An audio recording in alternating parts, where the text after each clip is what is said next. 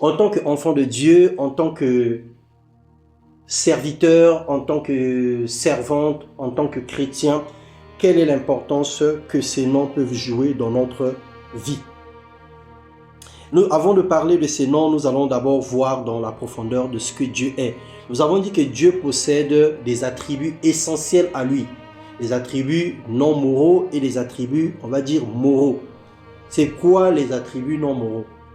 Lorsqu'on parle des attributs non moraux, ça désigne les caractéristiques de Dieu qui ne concernent pas directement le bien ou le mal, ni le comportement éthique. Autrement dit, ce sont des qualités liées à la nature, à la puissance ou à l'essence même de Dieu, et non à la justice et à la bonté. En fait, ce sont des comportements ou une façon d'être de Dieu qui n'a rien à voir avec le fait ne fais pas ceci, ne fais pas cela, mais quelque chose qui est propre à lui-même et qui est profondément intégré dans son être. Donc les attributs, par contre les attributs moraux, ça va désigner les qualités de caractère ou les traits de caractère qui concernent le bien, le mal, la justice et la droiture. Donc ils décrivent comment Dieu agit, ce qu'il approuve, ce qui est conforme à sa sainteté. Donc en un mot, c'est ça la nature de Dieu. Il possède ces deux traits de caractère propres à lui et propres à la justice, à la morale et à l'éthique. Donc les attributs moraux sont les perfections éthiques de Dieu. Ils montrent que Dieu est juste, Dieu est bon, Dieu est saint, Dieu est fidèle dans toutes ses actions. Et donc si nous pouvons faire un petit tableau récapitulatif des attributs, on va dire d'abord moraux, donc les attributs qui sont attraits à la justice, au bien et au mal, on va dire que Dieu est saint. Donc la sainteté. La sainteté veut dire que Dieu est parfaitement pur et il est séparé du mal. Dieu est juste, donc la justice. Dieu agit avec équité et droiture. Dieu est amour. Dieu cherche le bien. L'amour cherche le bien de l'autre. Dieu a la bonté. Dieu agit avec bienveillance. Il a la miséricorde. Dieu pardonne et compatit. La fidélité, Dieu tient ses promesses. Et la vérité, Dieu ne ment jamais. Alors ces attributs qui attraient à la morale, on va dire à la justice, au bien et au mal, ce sont les mêmes choses que Dieu souhaite également pour nous. Dieu voudrait que nous puissions marcher dans la sainteté, dans la justice, dans l'amour, dans la bonté, dans la miséricorde, dans la fidélité et dans la vérité. Donc ce sont des choses qui sont liées vraiment à la morale et à l'éducation des enfants de Dieu. Et les attributs non moraux, donc c'est-à-dire qui sont propres à lui, qui sont même l'essence de sa vie, de sa personnalité. On va parler par exemple de l'omnipotence. Dieu est tout puissant. Aucune autre personne sur la terre n'est tout puissant si ce n'est Dieu. Dieu, il est omniscient. Ça veut dire qu'il sait tout. Il n'y a rien qui échappe à son contrôle. Il est omniprésent. Dieu est présent partout. Dieu ne se dédouble pas.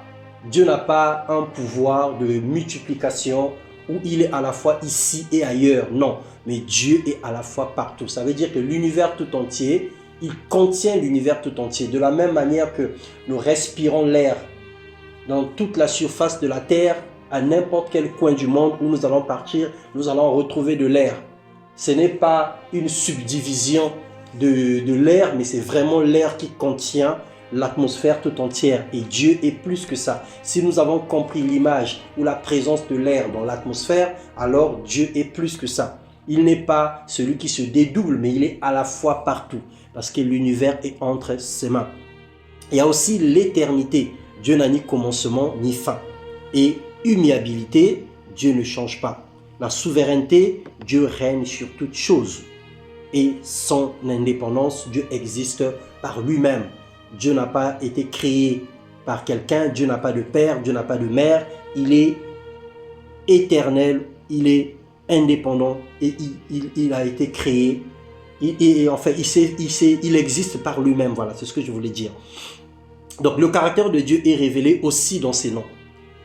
Et donc ces noms que nous allons apprendre aujourd'hui, les noms rédempteurs de Dieu, ce sont des noms qui nous permettent de connaître le caractère de Dieu. Et si nous connaissons le caractère de Dieu, nous sommes en train de connaître aussi son identité et nous pouvons savoir ce qu'il aime, ce qu'il n'aime pas, ce qu'il désire pour nous et ce qu'il ne désire pas, ce qu'il cherche et ce qu'il veut en notre faveur et ce qu'il ne veut pas. Alors d'où l'importance de connaître la révélation de Dieu au travers de ces noms. Dans la Bible, les noms ne sont jamais donnés au hasard. Un nom exprime la nature, la fonction et même l'identité de la personne qui porte ce nom. Connaître le nom d'une personne dans la vie courante, c'est connaître qui elle est réellement. Le nom révèle le caractère, le nom révèle l'appel et parfois même la destinée. Aujourd'hui, c'est vrai que dans le monde moderne, dans le monde actuel, nous donnons les noms à nos enfants, nous prenons les noms des stars, nous prenons les noms qui sont jolis, nous prenons les noms que nous avons lus à la fin d'un film, nous prenons le nom d'un acteur, d'une actrice, de quelqu'un que nous connaissons, de quelqu'un d'un grand renom, et nous donnons ces noms à nos enfants parce que nous pensons que ces noms sont jolis. Mais en réalité, dans la pensée de Dieu, un nom révèle le caractère, la volonté et même l'action envers la personne qui doit porter ce nom. C'était comme des souhaits. Lorsqu'on va appeler quelqu'un, par exemple Dieu, lorsqu'il va appeler Abraham, dans Genèse 17, Dieu va lui dire, on t'appellera plus Abraham, on t'appellera Abraham, parce que tu es devenu le père de la multitude. Donc, c'était le souhait de Dieu pour Abraham, c'était une prophétie pour Abraham, c'était une, on va dire, la volonté de Dieu pour Abraham, qu'il devienne le père de la nation. Et donc, son nom en lui-même signifie la mission, la vie, sa destinée, son identité spirituelle. Et ce qui est sûr, c'est qu'aujourd'hui, peu importe le nom que tu portes, donné par tes parents, Dieu, dans sa grandeur, Dieu, dans sa grâce, il permet que nous puissions avoir une destinée spirituelle. Révélée ou pas révélée, mais chacun de nous a un nom. Et ce nom-là est écrit dans le livre de vie. Que tu le connaisses ou pas, le Seigneur t'appelle par ta mission, le Seigneur t'appelle par ta destinée, le Seigneur t'appelle par ce qu'il a prévu pour toi avant la fondation du monde. Depuis le jour où tu as dit oui au Seigneur, ce nom est figé et collé à ta vie. Donc la signification d'un nom d'homme dans la Bible décrit l'identité profonde, exprime la mission et reflète le caractère. Et le caractère d'une personne se résume souvent par son nom. Un changement de nom indique un changement de caractère, de vocation ou de statut spirituel. Et nous pouvons voir le cas de Jacob. Jacob qui était voleur et quand Dieu l'a appelé, Dieu a changé le nom de Jacob en Israël. Donc dans la Bible, un nom n'est jamais décoratif. Il révèle beaucoup de choses, la nature, la fonction, l'essence, l'identité, la mission de la personne. Et connaître le nom d'une personne, c'est connaître qui est vraiment réellement la personne. Et si aujourd'hui nous connaissons quelques noms de Dieu, la façon dont Dieu s'est révélé à certaines personnes, ça va nous emmener encore dans les profondeurs de l'adoration, ça va nous emmener encore dans les profondeurs de la puissance et de la connaissance du Dieu que nous adorons. Parce que lorsque nous adorons, Seigneur, tu es Dieu, tu es Jéhovah Jireh, tu es Jéhovah Shalom, tu es ceci, nous disons même des choses que nous n'avons pas de maîtrise. Parce que nous l'avons écouté dans un chant, parce que nous l'avons écouté dans ceci. Et la plupart des prédicateurs aujourd'hui essaient, je ne dis pas qu'ils font semblant, mais certains quand même, ils essaient d'impressionner les gens dans les prédications avec des étymologies, des exégèses, des mots hébreux, des mots grecs, ainsi de suite. Bref, en fin de compte, à quoi ça sert ? Même si tu sors un gros français, des grosses définitions et que personne ne peut comprendre ce que tu dis, à quoi ça sert? Alors, on doit être simple et modeste et ça, c'est mon humble avis. On doit expliquer la parole de Dieu dans sa simplicité, dans le but que l'auditoire puisse comprendre, que les enfants de Dieu puissent saisir la pensée de Dieu au travers d'un enseignement. Donc, il n'est pas question d'impressionner ou de montrer les talents d'enseignement particuliers. Donc, nous allons prendre dans le livre de Matthieu, le chapitre 16, le verset 17 au verset 18. Nous allons voir un petit exemple de changement de nom avant de rentrer dans les vifs du sujet des noms de Dieu. Matthieu 16, 17 à 18. Je vais lire au nom de Jésus.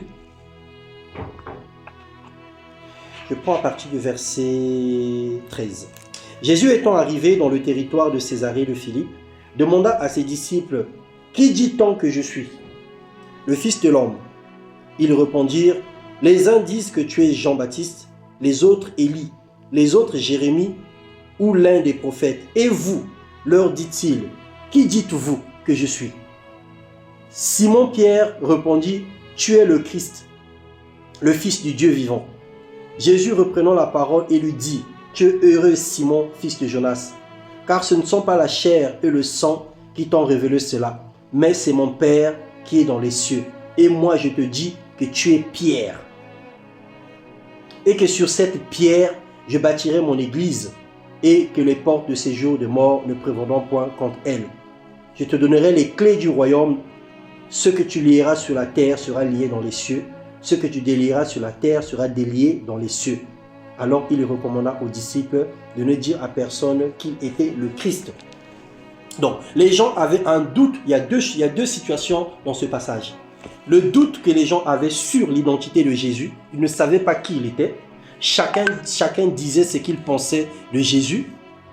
Mais à côté de ça, c'est la révélation que Dieu va donner à Pierre en ce qui concerne, à Simon, en ce qui concerne son avenir.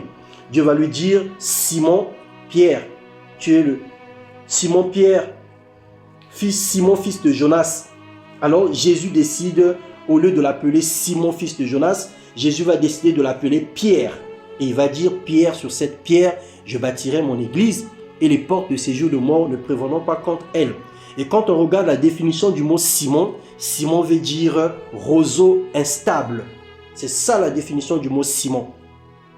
Et le Seigneur va lui appeler par le mot Pierre, qui signifie rocher, stabilité, fondement. Donc Dieu va emmener Pierre de l'instabilité à la stabilité. Au roseau, qui est une plante faible, à un rocher. Voilà la définition, voilà la révélation et où la volonté de Dieu pour Pierre. Et nous allons voir dans la suite de temps, lorsque Pierre va faire la rencontre avec le Saint-Esprit dans Acte 2, le jour de la Pentecôte, la vie de Pierre va complètement changer.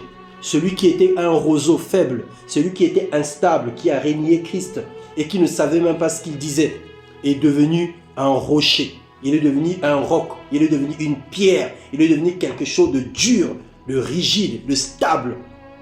Et c'est lui qui a été le chef de l'église primitive. Église primitive. Donc voilà ce que Dieu fait dans la vie de chacun de nous. Lorsque Dieu nous appelle, Dieu nous donne un nom nouveau. Et ce nom nouveau est notre mission.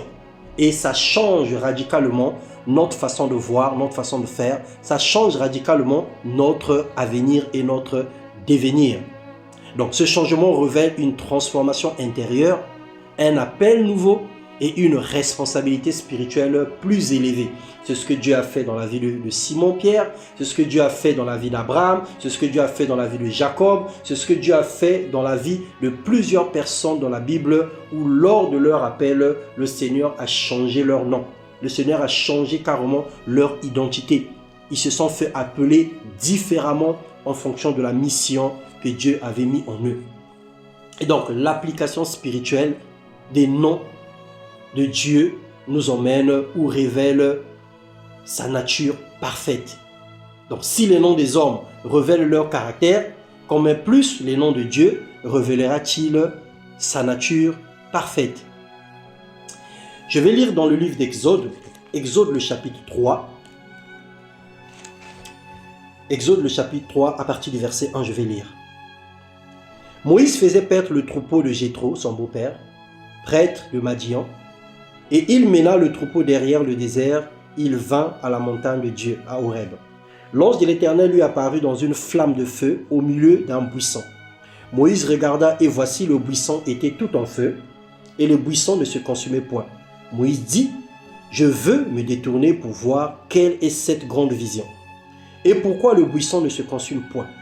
L'Éternel vit qu'il se détournait pour voir et Dieu l'appela du milieu du buisson et dit, « Moïse, Moïse !» Et il répondit, « Me voici. » Dieu dit, n'approche pas d'ici, ôte tes souliers de tes pieds, car le lieu sur lequel tu te tiens est une terre sainte. Et il ajouta, je suis le Dieu de ton père, le Dieu d'Abraham, le Dieu d'Isaac et le Dieu de Jacob. Moïse se cacha le visage, car il craignait de regarder Dieu. L'Éternel dit, j'ai vu la souffrance de mon peuple qui est en Égypte, et j'ai entendu les cris qui lui font pousser les oppresseurs, car je connais ses douleurs. Je suis descendu pour le délivrer de la main des Égyptiens, et pour le faire monter dans ce pays, dans un bon et vaste pays, dans un pays ruisselant le lait et le miel, dans les lieux qu'habitent les Cananéens, les Essiens, les Amoréens, les Phérésiens, les Éviens, les Jébusiens. Voici les cris des enfants d'Israël sont venus jusqu'à moi. Et j'ai vu l'oppression que leur font souffrir les Égyptiens. Maintenant va, je t'enverrai auprès de Pharaon, et tu feras sortir d'Égypte mon peuple, les enfants d'Israël. Moïse dit à Dieu, qui suis-je pour aller vers Pharaon et pour faire sortir d'Égypte les enfants d'Israël? Dieu dit, je serai avec toi, et ceci sera pour toi le signe que c'est moi qui t'envoie. Quand tu auras fait sortir d'Égypte le peuple, vous servirez Dieu sur cette montagne. Moïse dit à Dieu, j'irai donc vers les enfants d'Israël et je leur dirai, le Dieu de vos pères m'envoie vers vous. Mais s'ils me demandent quel est son nom, que leur répondrai-je? Dieu dit à Moïse, je suis celui qui est. Il ajouta, c'est ainsi que tu répondras aux enfants d'Israël. Celui qui m'envoie vers vous. Dieu dit encore à Moïse, tu parleras ainsi aux enfants d'Israël. Donc nous voyons dans cette histoire que Moïse, il était Ramsès. Il a grandi dans la maison de Pharaon. À 40 ans, il avait tué quelqu'un en Égypte et il fut chassé dans le désert. Il a rencontré Jéthro, il a épousé sa fille, Séphora, et il menait une vie paisible en tant que berger dans le pays de Madian. Mais, lorsque le Seigneur lui demande de repartir en Égypte pour aller parler aux enfants d'Israël, Moïse avait le poids de son passé. Moïse se disait, mais moi, je suis un meurtrier. Tout le monde sait que j'avais tué quelqu'un. J'ai vécu dans la gloire auprès de Pharaon. Maintenant que j'ai été chassé, je suis devenu vieux, ou disons, j'ai grandi. Oui, je suis devenu vieux. Je ne suis plus celui qui avait l'influence. Je ne suis plus le Ramsès qui avait le pouvoir. Comment me présenterai-je devant Pharaon? Et même les enfants d'Israël, comment ils vont croire que c'est toi qui m'envoies? Alors le Seigneur va se révéler, ou va révéler à Moïse son nom rédempteur, qui est le nom qui veut dire Yahweh, qui veut dire Jéhovah, celui qui était et qui est, qui suit. Donc dans Exode 3, 14, Dieu se révèle à Moïse comme étant Yahweh ou Jéhovah, qui veut dire je suis celui qui suis. Et donc à partir de là, Moïse avait une assurance. Moïse avait une assurance de partir vers ce peuple pour dire celui qui m'envoie s'appelle je suis. C'est le Dieu qui était, qui est et qui revient. Et c'est l'Éternel des armées, c'est le Dieu Yahweh, Jéhovah. Donc Moïse avait un nom. Et ce nom était pour lui la révélation de qui lui avait parlé, de la personne qui lui avait envoyé, de l'être qui lui avait appelé. Et donc on ne peut pas servir Dieu sans le connaître. On ne peut pas adorer Dieu sans le connaître véritablement. Et donc c'est important qu'au travers des Écritures, que nous puissions nous rappeler et voir ce que Dieu est réellement. Et le premier nom rédempteur que nous allons voir ici, c'est Jéhovah Shammah. Et nous allons voir dans Ézéchiel, le chapitre 48. Si une personne trouve avant moi, peut m'aider. Ézéchiel, le chapitre 48. Donc, nous allons voir que ces noms sont très importants parce que ça va nous servir de marcher avec le Seigneur avec beaucoup d'assurance. Ézéchiel 48, le verset 35, je vais lire.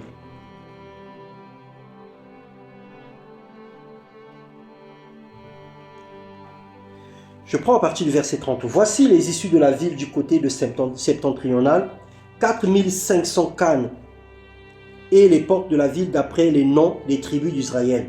3 portes au nord, la porte de Ruben, la porte de Juda et la porte de Lévi.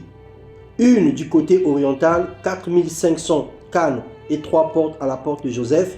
Une à la porte de Benjamin, une à la porte de Dan.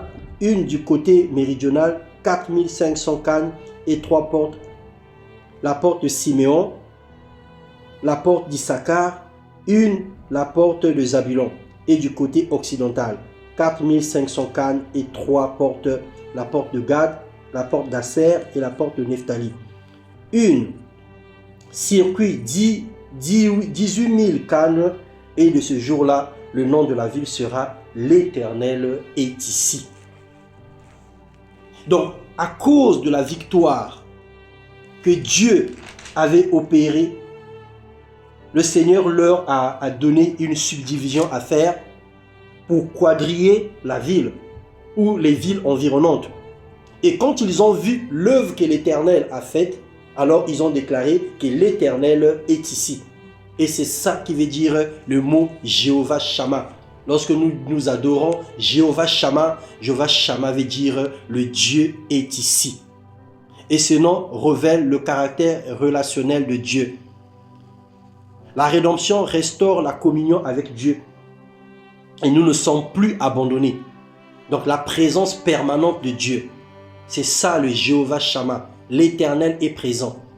Ils ont reconnu en Dieu comme étant le Dieu présent au milieu d'eux. Ils ont reconnu en Dieu comme étant le Dieu qui ne les abandonne pas. Le Dieu qui est partout. Le Dieu qui est avec eux. Même dans les moments sombres de ta vie. Même dans les moments les plus obscurs. Pendant que tu penses que tu es seul. L'Éternel est avec toi. Donc lorsque tu adores le Seigneur et que tu invoques le Jéhovah Shammah, ça veut dire que tu es en train d'invoquer la présence de Dieu. Tu es en train de crier, tu es en train de faire appel à la présence de Dieu autour de toi.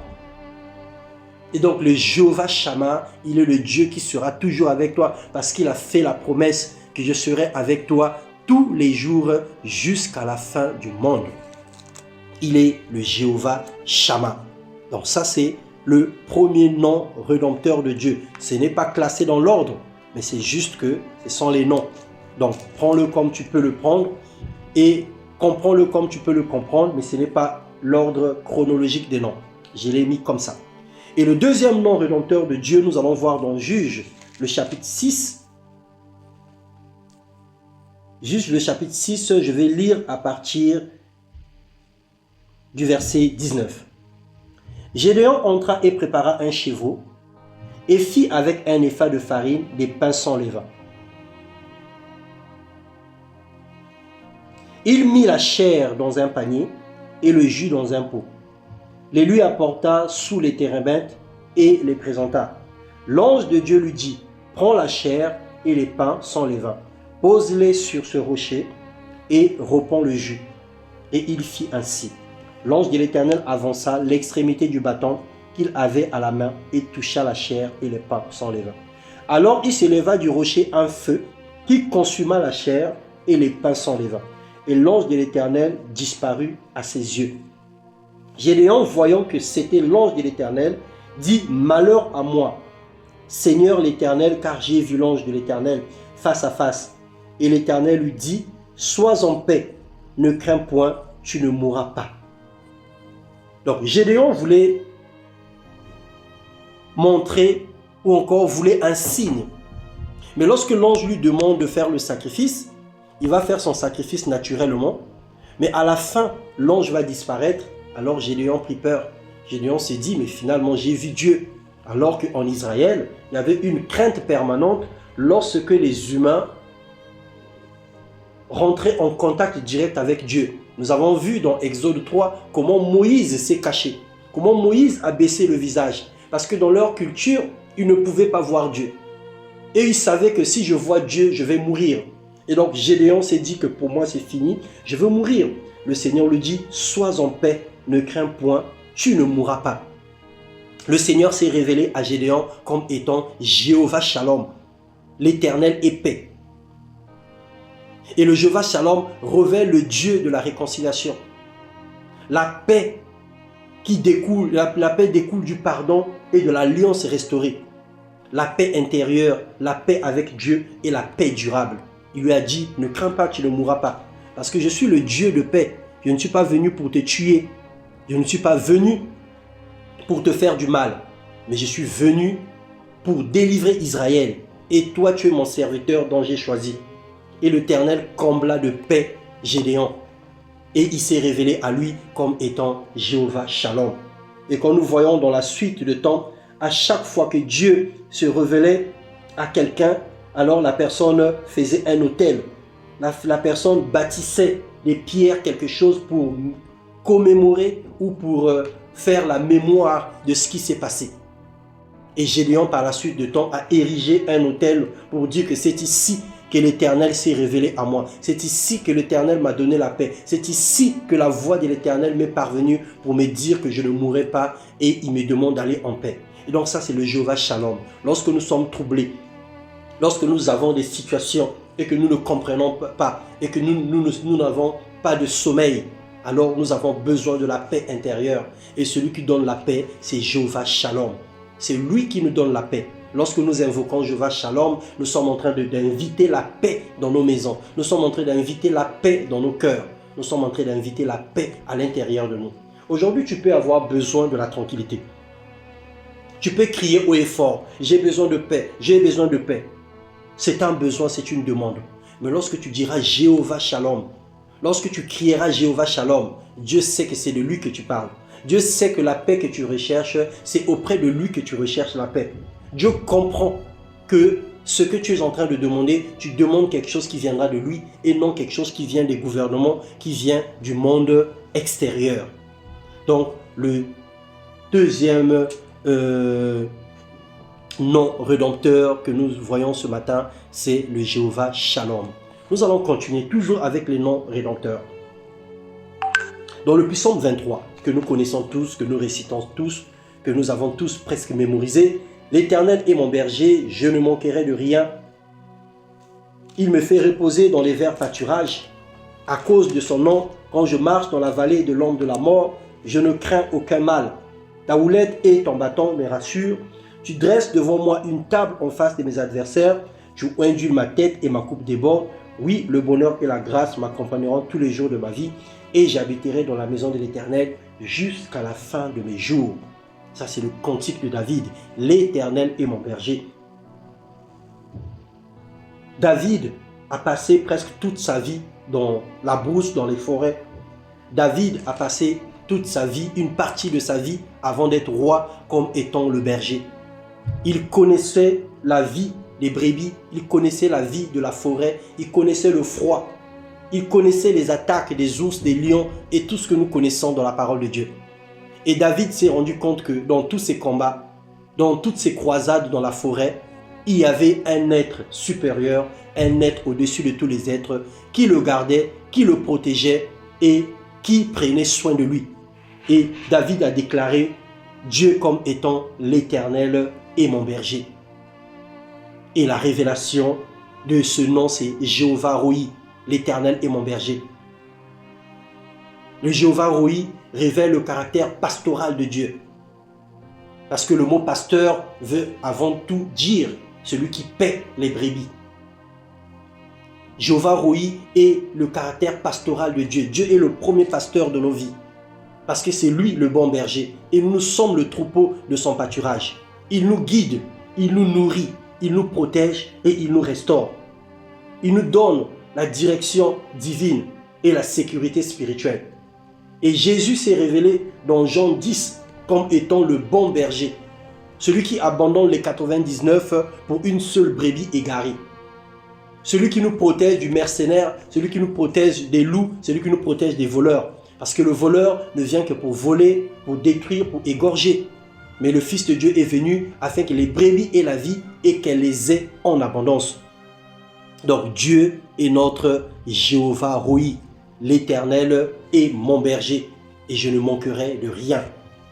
Donc ça c'est le troisième nom rédempteur de Dieu. Pourquoi on parle des noms rédempteurs? Parce que lorsqu'on parle de la rédemption c'est une forme de salut, c'est être sauvé. En fait, ce sont des noms qui nous sortent des situations.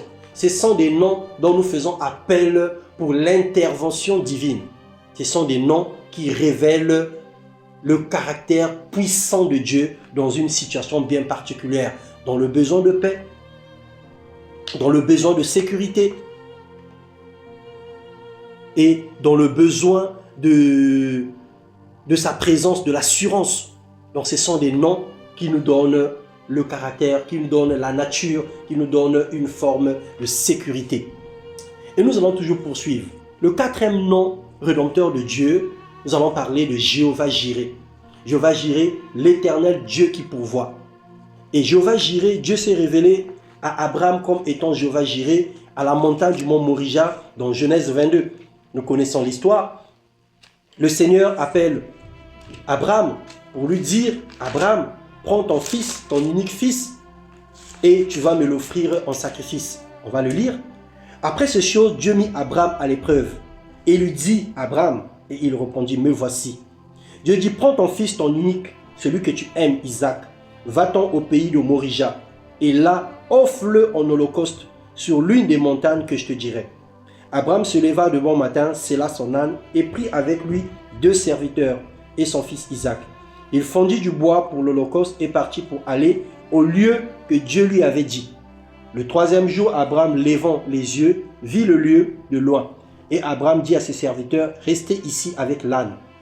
Moi et le jeune homme, nous irons jusque-là pour adorer et nous reviendrons auprès de vous. Abraham prit le bois pour l'holocauste, il le chargea sur son fils Isaac et porta dans sa main le feu et le couteau. Et ils marchèrent tous deux ensemble, alors Isaac parlant à Abraham, son père, il dit, « Mon père !» Et il répondit, « Me voici, mon fils. » Isaac reprit, « Voici le feu et le bois, mais où est l'agneau pour l'holocauste ?» Abraham répondit, « Mon fils, Dieu se pourvoira lui-même de l'agneau pour l'holocauste. » Et ils marchèrent tous deux ensemble. Lorsqu'ils furent arrivés au lieu que Dieu lui avait dit, Abraham y éleva un autel et rangea le bois. Il lia son fils Isaac et le mit sur l'autel, par-dessus le bois. Puis Abraham étendit la main et prit le couteau pour égorger son fils.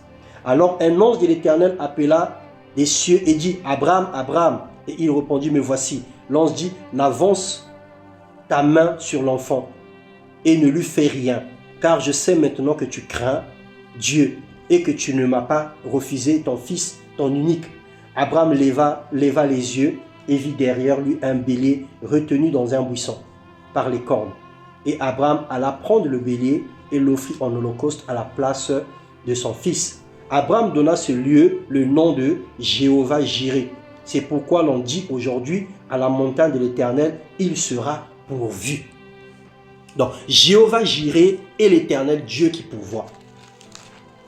Quand tout semble difficile dans ta vie, quand rien ne marche, quand tu as cherché partout, quand tu es dans un besoin extrême, quand tu es dans un besoin particulier et que tu lèves les yeux au ciel, tu regardes à gauche, tu regardes à droite, il n'y a aucune ressource, il n'y a absolument rien du tout, tu n'as aucun franc, aucun centime à la maison, alors tu dois te souvenir qu'il y a un Dieu au ciel qui pourvoit à tous nos besoins. Il y a un Dieu qui a dit dans Matthieu 6 que les oiseaux dans le ciel ne sèment ni ne moissonnent, mais ils ont de la nourriture tous les jours, à comme plus forte raison ceux qui sont mes enfants. C'est le Dieu de celui qui ne donne pas à ses enfants les cailloux lorsqu'il lui demande du pain ou qui ne leur donne pas de serpents lorsqu'il demande de poissons. C'est le Dieu qui a dit que les lionceaux éprouvent la disette et de la faim, mais ceux qui se confient en l'Éternel sont privés d'aucun bienfait. C'est ce Dieu-là, le Jéhovah-Jireh, qui pourvoit à tous nos besoins. C'est ce Dieu-là qui est la source de notre providence. Et avec lui, on n'a pas d'inquiétude. Il nous dit, ce sont les païens qui s'inquiètent de certaines choses, de ce qu'ils vont manger et de ce qu'ils vont boire. Alors toi, aujourd'hui, le Seigneur se révèle à toi comme étant Jéhovah-Jireh, pour te dire que dans tes besoins, dans tes difficultés, je serai toujours là pour pourvoir à tes besoins. Et Jéhovah-Jireh révèle le Dieu qui voit d'avance, le Dieu qui voit d'avance ce qui va arriver dans ta vie et il met la provision. Il en a fait dans la vie de la femme, de la veuve de Sarepta.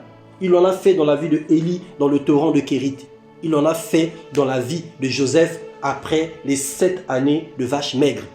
Et il est le Dieu qui ne change pas. Aujourd'hui, il peut encore faire la même chose pour toi, il peut faire la même chose pour moi. Et la rédemption inclut ici la provision totale de Dieu. Dieu pourvoit au temps convenable, parce qu'il est le Dieu qui agit au-delà du commun. Le cinquième nom rédempteur de Dieu, nous allons voir l'Éternel qui est notre bannière, le Jéhovah Nissi. Dans Exode, le chapitre 17, du verset 8 au verset 15. Exode chapitre 17, du verset 8 au verset 15, je vais lire au nom de Jésus. Amalek vint combattre Israël à Réphidim. Alors Moïse dit à Josué, « Choisis-nous des hommes, sors et combat Amalek. Demain, je me tiendrai sur le sommet de la colline, la verge de Dieu dans la main. » Josué fit ce que lui avait dit Moïse pour combattre Amalek. Et Moïse et Aaron et Hur montèrent au sommet de la colline. Lorsque Moïse élevait sa main, Israël était plus fort. Et lorsqu'il baissait sa main, Amalek était plus fort. Les mains de Moïse étaient fatiguées. Ils prirent une pierre qu'ils placèrent sous lui et il s'assit dessus. Aaron et Hur soutenaient ses mains, l'un d'un côté et l'autre de l'autre.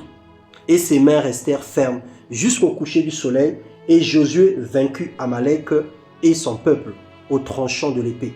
L'Éternel dit à Moïse, « Écris cela dans le livre, pour que le souvenir s'en conserve, et déclare à Josué que j'effacerai la mémoire d'Amalek du dessus les cieux. » Moïse bâtit un autel et lui donna pour le nom l'Éternel ma bannière, et dit, « Parce que la main a été levée sur le trône de l'Éternel, et il y aura guerre de l'Éternel contre Amalek de génération en génération. » Dieu s'est révélé à eux comme étant Jéhovah Nissi, l'Éternel est ma bannière, dans tes combats. Combats visibles comme invisibles, combats nocturnes comme combats du jour. Dans les attaques, dans ce que l'ennemi cherche à nuire à ta vie, souviens-toi que l'Éternel est ta bannière. Souviens-toi de Jéhovah Nissi, celui qui a délivré Moïse et Josué dans le combat, celui qui a délivré les enfants d'Israël. Pendant que Josué était en train de combattre avec Amalek, Moïse était en intercession. Et Moïse étant fatigué, Hur et Aaron sont venus pour le soutenir. Et l'intercession de l'ensemble a donné la victoire aux enfants d'Israël. Et Dieu a dit à Moïse, écris cela, consigne ça, afin que le monde se souvienne que je suis l'Éternel qui combat pour vous. Que je suis l'Éternel qui a dit que je ne vous abandonnerai pas, je ne vous délaisserai pas. Je serai avec vous tous les jours jusqu'à la fin du monde. Et le Dieu de victoire qui a donné le succès aux enfants d'Israël, c'est celui-là aussi qui nous donne le succès aujourd'hui. C'est celui-là que nous avons accepté comme Père. C'est celui-là que nous avons reçu par son Fils comme étant l'Éternel Dieu. Le Dieu de grâce, le Dieu compatissant, le Dieu miséricordieux. Donc il est aussi notre Jéhovah Nissi, il est notre bannière. Nous allons voir un autre nom rédempteur de Dieu. Nous allons prendre Jérémie, le chapitre 23.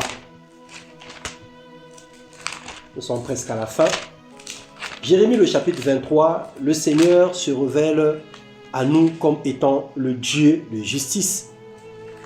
Comme étant le Dieu de justice que nous appelons Jéhovah Tsidkenu. Jéhovah Tsidkenu, c'est le Dieu de justice. C'est celui qui est le juste juge et qui nous défend dans nos combats. Je vais prendre Jérémie, le chapitre 26. « Malheur aux pasteurs qui détruisent et dispersent le troupeau de mon pâturage, dit l'Éternel. C'est pourquoi ainsi parle l'Éternel, le Dieu d'Israël, sur les pasteurs qui paissent mon peuple. Vous avez dispersé mes brebis, vous les avez chassées. Vous n'en avez pas pris soin. Voici, je vous châtierai à cause de la méchanceté de vos actions, dit l'Éternel. Et je rassemblerai le reste de mes brebis de tous les pays où je les ai chassées. Je les ramènerai dans leur pâturage, elles seront fécondes et multiplieront. J'établirai sur elles des pasteurs qui les paîtront, elles n'auront plus de crainte, plus de terreur, et il n'en manquera aucune, dit l'Éternel. Voici les jours viennent, dit l'Éternel, où je susciterai à David un germe juste. Il régnera en roi et prospérera. Il pratiquera la justice et l'équité dans le pays. Et En son temps, Juda sera sauvé, Israël aura la sécurité dans sa demeure, et voici le nom dont on l'appellera l'Éternel, notre justice. Alléluia. Le Seigneur s'est révélé, le Seigneur a parlé à Jérémie. Il dit qu'il y a eu beaucoup de faux pasteurs, beaucoup de faux prophètes, beaucoup de faux serviteurs qui sont venus en séduisant le peuple, en égarant le peuple par des faux raisonnements, en emmenant le peuple dans des mauvaises directions. Et le Seigneur s'est rendu compte que le peuple avait un amour passionné pour lui, mais les pasteurs, les dirigeants, les prophètes, les gens qui conduisaient le peuple, eux, ils étaient mauvais. Et Dieu a décidé d'envoyer un justicier. Et là, la prophétie parlait de Jésus-Christ. Il va susciter à Juda quelqu'un qui va venir, un germe juste.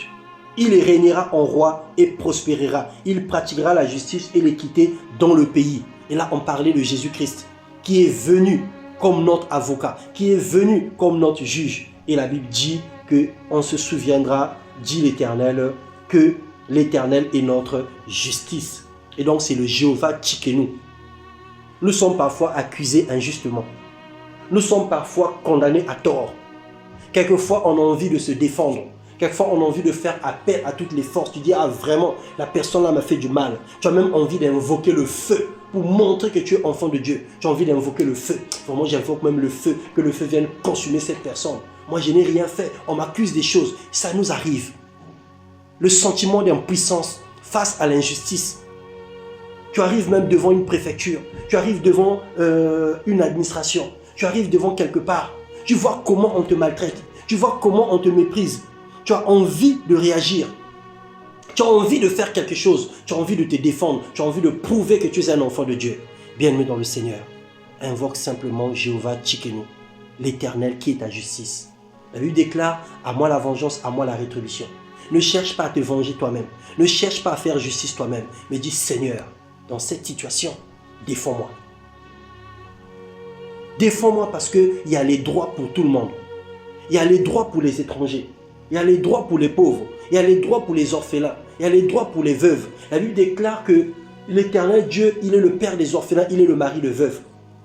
Après la mort de ton père ou de votre père, on a tout ravi par la famille. Vous vivez un sentiment d'impuissance et d'injustice. Après la mort de ton mari, on a tout ravi. Tu te sens malheureuse. Alors, tu as un Dieu qui est ta justice. Celui qui te défend.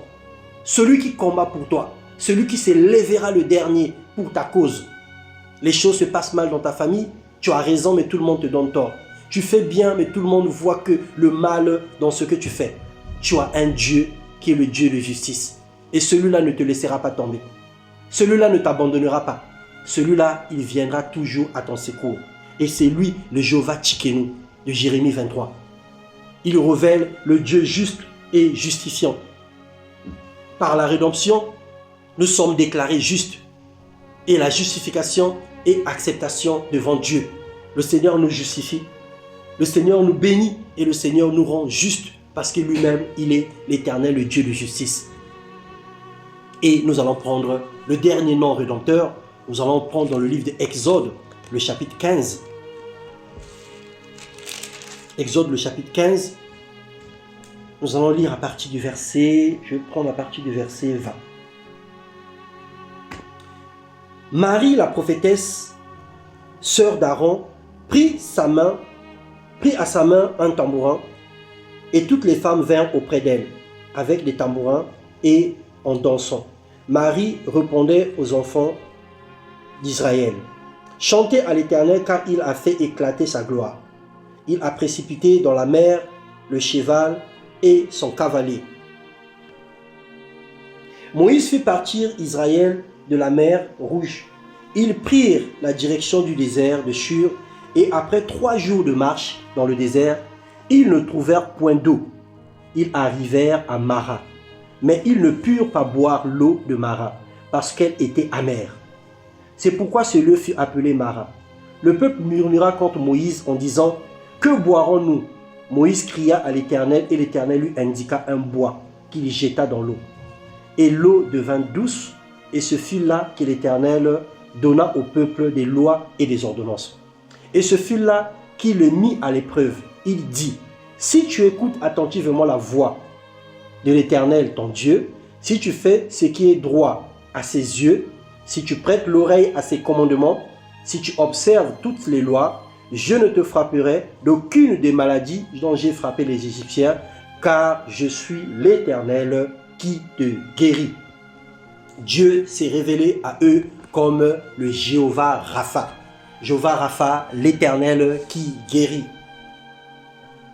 Cette révélation révèle le Dieu restaurateur. La guérison est incluse dans l'œuvre de la rédemption. La guérison du corps, la guérison de l'âme et la guérison de l'esprit. L'Éternel Dieu est celui qui nous guérit. Il est l'Éternel Dieu qui nous guérit. Il est l'Éternel Dieu qui nous délivre de toutes sortes de maladies. Son souhait est que nous puissions prospérer à tous égards en ayant une parfaite santé comme prospère l'état de nos âmes. Dieu s'est manifesté à eux en indiquant un bois qui était une image du traitement. Et c'est ce bois qui a traité les eaux de Mara, les eaux qui étaient imbuvables. Lorsque ta vie est amère, lorsque ta vie est sombre, lorsque plus rien ne marche dans ta vie et que tu n'as plus d'espérance, le Seigneur est l'Éternel Dieu qui guérit. Il ne guérit pas seulement ton corps des ulcères, il ne guérit pas seulement ton corps du cancer, des maux d'estomac, de la stérilité autre, mais il guérit également ton âme. Il enlève en toi, il pense tes blessures spirituelles, tes blessures intérieures. Il guérit ton âme, il te redonne l'espérance, il te redonne par son amour, il te serre dans ses bras pour te dire qu'il t'aime, pour te dire que pour toi, il donnera même l'Égypte en rançon. Pour toi, il fera tout ce qui est nécessaire pour que tu ressentes cette affection. Et il guérit ton âme, mais il guérit aussi ton esprit qui a été pollué, ton esprit qui a été infecté par l'œuvre de la sorcellerie, ton esprit qui a été infecté par peut-être les arts magiques que tu as fait dans le passé, par des alliances maléfiques que tu as tissées, indépendamment ou dépendant de ta volonté. Toutes les choses qui ont sali, qui ont entaché ton esprit, le Seigneur te donne la guérison. Donc il est celui qui guérit ton âme, il est celui qui guérit ton corps, il est celui qui guérit l'esprit. Et lorsque nous regardons dans Jérémie le chapitre 18, Dieu va dire à Jérémie d'aller dans la maison du potier, de voir ce que le potier était en train de faire. Le potier fit un pot avec de l'argile et lorsque ça ne marchait pas, il refaisait la même chose jusqu'à ce que le pot prenne forme. Et Dieu va dire à Jérémie, tu vois ce que le potier fait? Ne suis-je pas capable de refonder, de refabriquer, de redonner vie à ce qui est mort dans vos corps? Ne suis-je pas capable? Mais je suis l'Éternel Dieu qui guérit. Je suis celui qui a créé le ciel et la terre. Je suis éternel. Alors, j'ai tout pouvoir et j'ai toute capacité de pouvoir restaurer vos vies. Et il est celui qui s'est révélé aussi à Ézéchiel dans la vallée des ossements desséchés. Il a redonné la vie aux ossements qui étaient morts. Il est celui qui a ressuscité Lazare, qui était déjà mort pendant 4 jours. Il n'est pas venu pendant que Lazare était malade, mais il a attendu que son corps commence à se décomposer pour montrer qu'il est le Dieu de la restauration. Et il a fait plein d'autres choses que nous connaissons dans la parole de Dieu. Voilà les 7 noms rédempteurs de Dieu. Donc le nom révèle le caractère, révèle l'action, révèle la rédemption.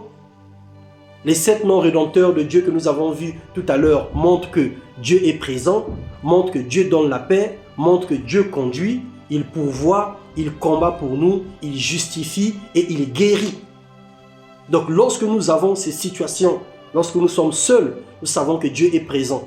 Lorsque nous sommes angoissés, nous savons que Dieu donne la paix. Lorsque nous sommes perdus, nous savons que Dieu conduit. Lorsque nous avons faim et soif, nous savons que Dieu pourvoit. Et lorsque nous sommes attaqués, nous savons que Dieu combat pour nous. Et lorsque nous vivons des sentiments d'injustice, nous savons que Dieu nous justifie, Dieu est juste. Et lorsque nous sommes malades, nous savons que Dieu guérit. Connaître les noms rédempteurs de Dieu, c'est comprendre l'étendue complète du salut. Parce qu'il y a plusieurs personnes qui croient que Dieu est capable de les sauver du péché, mais ils ne croient pas que Dieu est capable, par exemple, de les guérir d'une maladie incurable ou d'une maladie héréditaire. Plusieurs personnes sont conscientes que Dieu est puissant, il est capable de les délivrer, Mais plusieurs ne croient pas que Dieu est capable de les justifier ou de les pardonner parce que j'avais fait trop d'avortements, parce que j'avais commis trop d'adultères, parce que j'avais commis trop de vols dans ma vie. Alors je ne pense pas que Dieu soit capable de me pardonner toutes ces horreurs-là. Bien-aimé, tu te trompes. Il est l'Éternel Dieu qui justifie. Il est Jéhovah Tsidkenu, le Dieu de la justice. Et c'est connaître ces noms, c'est comprendre l'étendue complète du salut que Dieu nous donne. Dieu ne nous sauve pas partiellement, mais il nous sauve totalement. Il restaure totalement. Il se révèle parfaitement. Invoquer le nom de Dieu, c'est marcher dans la réalité de la rédemption. Et par exemple, dans le Nouveau Testament, Jésus aussi s'est révélé à nous. Il s'est révélé comme Emmanuel, le Dieu avec nous, dans Matthieu 1. Il s'est révélé comme le Prince de paix. Il s'est révélé comme l'Alpha et l'Oméga. Il s'est révélé comme le bon berger. Il s'est révélé comme l'agneau de Dieu. Donc chaque nom révèle une facette du caractère de Dieu. Ça révèle sa puissance, ça révèle son amour, ça révèle sa fidélité, ça révèle sa justice, sa paix. Ça révèle plein de choses dont nous avons besoin pour marcher avec le Seigneur. Alors bien-aimés, ce matin, je ne sais pas quel est le mur qui se dresse devant toi. Quel est le fardeau que tu portes depuis toujours? Quel est le mal qui s'accroche à toi? Quelle est la situation que tu traverses, auquel tu comptes les années, tu comptes les mois? Nous sommes le 1er mars. J'ai dit à Dieu le 31 décembre, Seigneur, cette année, c'est l'année de la guérison, c'est l'année de la victoire, c'est l'année du changement, mais il n'y a aucun changement. Dans mon foyer, ça ne marche pas, dans ma santé, ça ne marche pas, dans mes finances, ce n'est pas possible. J'ai toujours ce problème, j'ai toujours un procès, il me manque toujours le titre de séjour. Quel est le problème qui te pèse aujourd'hui? Quel est le poids que tu portes ce matin? Alors, tu vas invoquer le Dieu de la rédemption. Selon ta situation, tu vas invoquer le Dieu de la rédemption. Tu vas prier le Seigneur ce matin pour lui dire, Seigneur, viens-moi au secours de mes faiblesses et de mes manquements. Parce que tu es l'Éternel Dieu qui fait concourir toutes choses à notre bien. Et même si aujourd'hui, tu ne te rappelles pas de l'enseignement de tous les noms que nous avons cités, mais au moins tu te rappelleras que tu as l'Éternel Dieu, celui qui est présent, celui qui donne la paix, celui qui conduit, celui qui pourvoit, celui qui combat, celui qui justifie et celui qui guérit. Au moins tu sauras, même si tu oublies que celui qui guérit, il s'appelle Jéhovah Rapha, mais au moins tu sais maintenant qu'il est l'Éternel Dieu qui guérit. Même si tu oublies que celui qui donne la paix s'appelle Jéhovah Shalom, mais tu sais maintenant que Dieu donne la paix. Même si tu oublies que celui qui nous conduit, il s'appelle le bon berger. Même si tu oublies cela, mais au moins tu sais que l'Éternel Dieu est ton Jéhovah Roi. Il est celui qui te garde. Alors nous allons prier le Seigneur. Nous allons prier le Seigneur. Élève la voix. Recommande ta vie entre les mains de Dieu. Recommande ta situation. Dépose au pied de la croix ce matin le problème que tu portes encore aujourd'hui. Dépose au pied de la croix. Dis à Jésus, Seigneur, je suis fatigué. Je te donne ce problème ce matin. Élevons nos voix et prions dans le nom de Jésus.